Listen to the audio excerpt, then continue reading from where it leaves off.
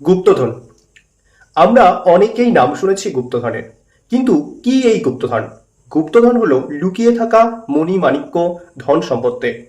প্রাচীনকালে রাজারা তাদের ধন সম্পত্তি বা মণি মাণিক্য যেসব রয়েছে সেগুলো লুকিয়ে রাখত।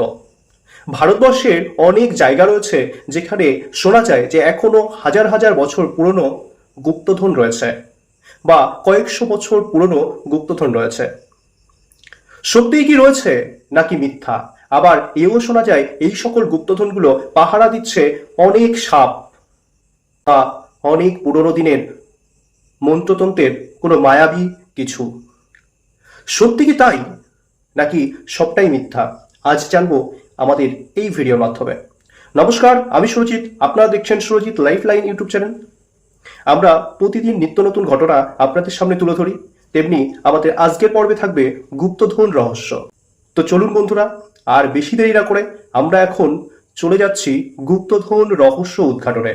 কেরলার বিখ্যাত শ্রী পদ্মনাভ স্বামী মন্দিরের বি ভল্টের নিচে লুকিয়ে থাকা বিশাল গুপ্তধনের সত্য ঘটনা অবলম্বনে আজকে আমরা চলে যাচ্ছি রহস্যময় গুপ্তধনের উদ্দেশ্যে। লোকবিশ্বাস অনুযায়ী এই ভল্টের দরজাটি একটি ঐশ্বরিক নাগপাশ বা সাপেদের দ্বারা সুরক্ষিত, যা খোলার চেষ্টা করলেই মারাত্মক বিপদ ঘটতে পারে। আজকের চরিত্রসমূহ: প্রত্নতাত্ত্বিক ডক্টর অর্ণব চৌধুরী, প্রাচীন ভারতীয় ইতিহাস ও স্থাপত্যের গবেষক, সাহসী কিন্তু নিয়ম মানতে বাধ্য। অধ্যাপক বিক্রম সিনহা, ভূতত্ত্ববিদ, বৈজ্ঞানিক যন্ত্রপাতি নিয়ে রহস্য উদ্ঘাটনে পারদর্শী। রাজপরিবারের প্রতিনিধি মহারাজ পৃথ্বীরাজ বর্মা, ঐতিহ্যবাহী রাজবংশের শেষ বংশধর, যিনি গুপ্তধন রক্ষার পৌরাণিক বিশ্বাসে প্রবল আস্থাশীল। কেরলার তিরুবনন্তপুরমের সুবিশাল শ্রী পদ্মনাভস্বামী মন্দিরের মাটির নিচের গোপন কুঠুরি বা ভল্ট।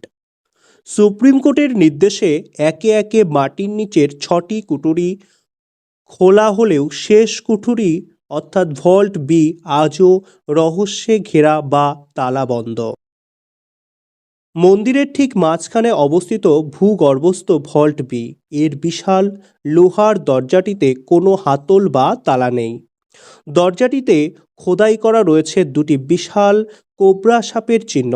স্থানীয় মানুষের কড়া বিশ্বাস, এই দরজার পেছনেই রয়েছে প্রাচীন রাজাদের আমলের লক্ষ কোটি টাকার সোনা, হীরা ও মণিমুক্তা। এই ভল্টের ভেতরের কক্ষ নাকি বিষধর সাপের রাজত্ব।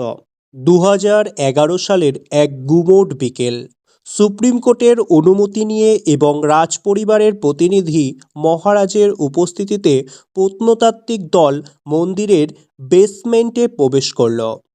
উদ্দেশ্য শতাব্দীর পর শতাব্দী ধরে বন্ধ থাকা শেষ দরজাটির পরীক্ষা করা। অধ্যাপক বিক্রম সিনহা তার উন্নত মেটাল ডিটেক্টর এবং সাউন্ড ওয়েভ স্ক্যানার নিয়ে দরজার সামনে এগোতেই যন্ত্রগুলো হঠাৎ অদ্ভুতভাবে কেঁপে উঠল। দরজার ওপার থেকে ভেসে আসছে ফোঁস-ফোঁস শব্দ। মনে হচ্ছে যেন কোটি কোটি সাপের নিঃশ্বাস একযোগে আঘাত হানছে দরজাটিতে। মহারাজ পৃথ্বীরাজ বর্মা দুহাত জোর করে ডক্টর অর্ণবকে থামানোর ইশারা করলেন। তিনি কাঁপা কাঁপা কণ্ঠে বললেন, থামুন থামুন ডক্টর চৌধুরী, আমার পূর্বপুরুষেরা বলে গেছেন এই দরজা কোনো মানুষ নিজের বুদ্ধিতে খুলতে পারে না। এটি ভগবান শ্রীবিষ্ণুর আদেশ বা সাপেদের অভিশাপে সংরক্ষিত। কেউ যদি জোর করে দরজা খোলার চেষ্টা করে তবে এই নাগপাশ থেকে বেরিয়ে আসবে ভয়ঙ্কর সাপেদের দল, আর সেগুলোই আপনাদের আক্রমণ করতে পারে। ডক্টর অর্ণব বিজ্ঞানের মানুষ। তিনি মহারাজের কথায় হেসে বললেন, মহারাজ, সাপের দল এত বছর না খেয়ে বেঁচে থাকতে পারে না। এটি হয়তো কোনো প্রাকৃতিক গ্যাসের শব্দ অথবা কোনো সুড়ঙ্গ। এই বলে তিনি তার সহকারীকে লোহার হাতুড়ি দিয়ে দরজার প্রথম অংশটিতে আঘাত করতে নির্দেশ দিলেন। ঠিক তখনই এক অভাবনীয় ঘটনা ঘটল। যখনই হাতুড়ির প্রথম ঘা পড়ল, পাথরের মেঝের ফাটল থেকে বেরিয়ে আসতে লাগলো ছোট বড় অজস্র সাপ। মুহূর্তের মধ্যে পুরো কক্ষ সাপে ভরে গেল। শুধু তাই নয়, স্ক্যানার মেশিনে ধরা পড়ল দরজার ঠিক পেছনেই বিশাল আকৃতির কিছু সাপের নড়াচড়া। হঠাৎ করে গুহার ভেতরের তাপমাত্রা নেমে গেল কয়েক ডিগ্রি। ডক্টর অর্ণবের হাত থেকে হাতুড়ি খসে পড়ে গেল। ঠিক সেই সময়ে মন্দিরের প্রধান পুরোহিতের গম্ভীর কণ্ঠস্বর শোনা গেল, ভুল করবেন না ডক্টর চৌধুরী। প্রকৃতি এবং প্রাচীন বিজ্ঞান এমন কিছু প্রহরী তৈরি করে যা মানুষের লোভের নাগাল থেকে ধনসম্পদকে বাঁচিয়ে রাখে। একেই বলে সাপের পাহারা। পরিস্থিতি নিয়ন্ত্রণের বাইরে চলে যাচ্ছে দেখে অধ্যাপক বিক্রম সবাইকে পিছিয়ে আসার অনুরোধ করলেন।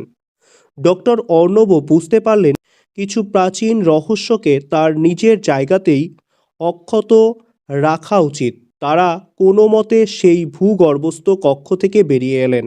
আজও সেই স্বামী পদ্মনাভজির মন্দিরের ভল্ট বি কক্ষ বা গুপ্তধনের সেই কক্ষটি বিজ্ঞান এবং প্রযুক্তি দিয়ে কেউ খুলতে পারেনি, ভাঙতে পারেনি, ভেদ করতে পারেনি। ভারতবর্ষের মাটিতে এমন অনেক মন্দির রয়েছে যে মন্দিরগুলোর নিচে রয়েছে হাজার বা শত বছরের পুরনো গুপ্তধন। এমন অনেক রাজবাড়ি, জমিদার বাড়ি রয়েছে যেখানে রয়েছে শত শত বছরের পুরনো গুপ্তধন। এমন অনেক ধাঁধা রয়েছে যে ধাঁধাগুলো উত্থান করতে পারলে আমরাও হয়তো পৌঁছে যেতে পারি সেই সকল গুপ্তধনের উদ্দেশ্যে বা সেই সকল গুপ্তধনের স্থানে। কিন্তু সেই হাজার বছরের পুরনো স্বামী পদ্মনাভজির মন্দিরের সেই হাজার হাজার সাপে ঘেরা মন্দিরের দরজাটি কোনো বিজ্ঞান প্রযুক্তির দ্বারা ভাঙা সম্ভব হয়নি। পড়ে রয়েছে সেভাবেই রয়ে গেছে। তো বন্ধুরা, কেমন লাগলো আমাদের আজকের এই গুপ্তধন রহস্য ভিডিওটি? যদি ভিডিওটি ভালো লাগে আমাদের চ্যানেলটি সাবস্ক্রাইব করবেন এবং ভিডিওটি লাইক করে আমাদের পাশে থাকবেন। তো আজকের মতো এ পর্যন্ত। আমরা ফিরে আসছি খুব তাড়াতাড়ি আরো একটি ভিডিও নিয়ে আপনাদের সামনে।